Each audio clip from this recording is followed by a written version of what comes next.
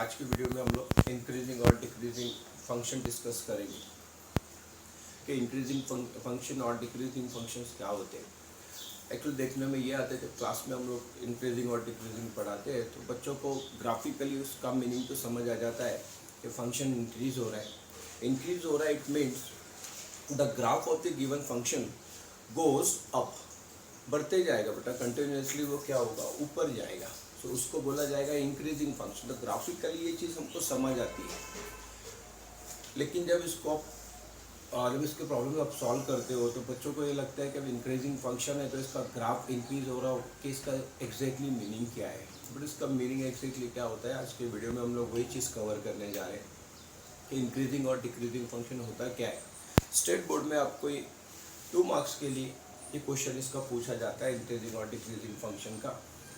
So let's start student. Very first C the graph of increasing function. Now in this graph the value of y increases as the value of x increases. So यहाँ आपको ये दिख रहा है graph में कि y का value क्या हो रहा है, इंक्रीज हो रहा है। y की वैल्यू इंक्रीज होने के साथ साथ x का वैल्यू भी क्या हो रहा है, इंक्रीज हो रहा है। और आपका ग्राफ जो है ये क्या हो रहा है, गोइंग अप, ये क्या हो रहा है, कंटिन्यूसली इंक्रीज हो रहा है। इट मीन्स दैट कि आपका जो स्लोप ऑफ द टैंजेंट है ये आपके लिए बहुत काम का है। स्लोप ऑफ द टैंजेंट जो रहेगा ये पॉजिटिव रहेगा।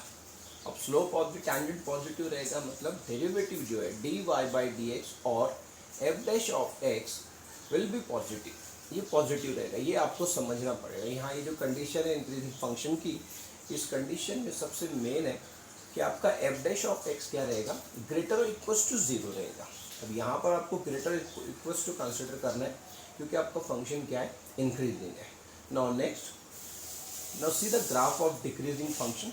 सो डिक्रीजिंग फंक्शन में वैल्यूज क्या हो रही है, एक्स एंड वाई की डिक्रीज हो रही है। आपका ग्राफ जो है गोइंग डाउन, ये नीचे जा रहा है बेटा। अब नीचे जा रहा है मतलब इसका ये होता है कि आपका स्लोप ऑफ द टैंजेंट जो है ये लेस और इक्वल्स टू 0 रहेगा।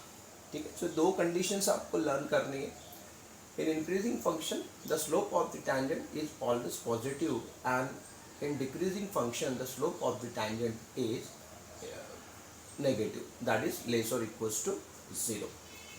ये 2 conditions पे आपको एग्जाम में क्वेश्चन पूछता है whether the given function is increasing or decreasing। तो बेटा आपको ये 2 कंडीशन अप्लाई करनी होती है और यहाँ से आपको बताना होता है कि आपका फंक्शन इंक्रीजिंग है या डिक्रीजिंग फंक्शन।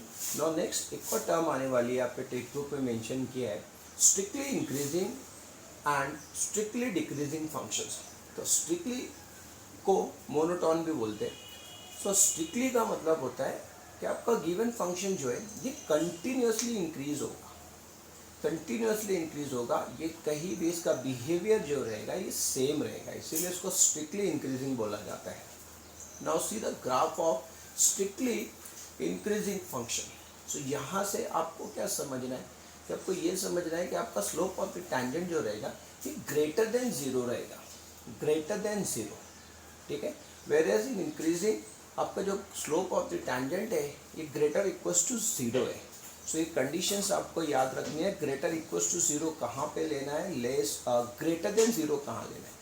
तो इंक्रीजिंग में आपको ग्रेटर और इक्वल टू 0 लेना है, स्ट्रिक्टली इंक्रीजिंग में आपको जस्ट ग्रेटर देन 0 लेना है, क्योंकि आपका गिवन फंक्शन जो है स्ट्रिक्टली इंक्रीजिंग का मतलब होता है कंटिन्यूसली इंक्रीज होगा आपका function. Now similarly in decreasing function और स्ट्रिक्टली डिक्रीजिंग फंक्शन, अब इस केस में आपका जो ग्राफ है ये कंटिन्यूसली क्या होगा, डिक्रीज होगा। सो यहाँ आपको एफ डैश ऑफ एक्स जो लेना है ये लेस देन 0 लेना है।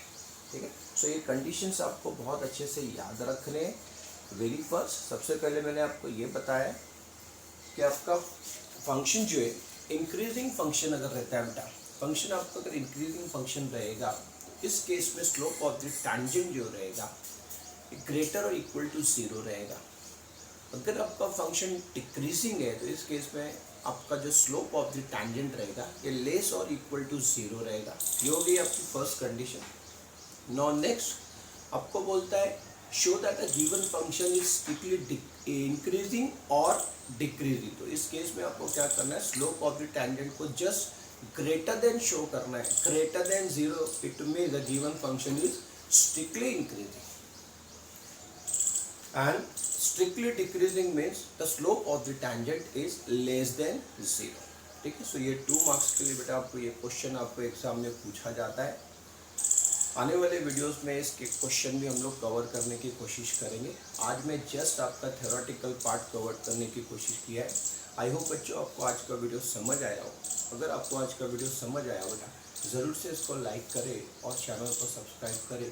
सी you next video, till then bye.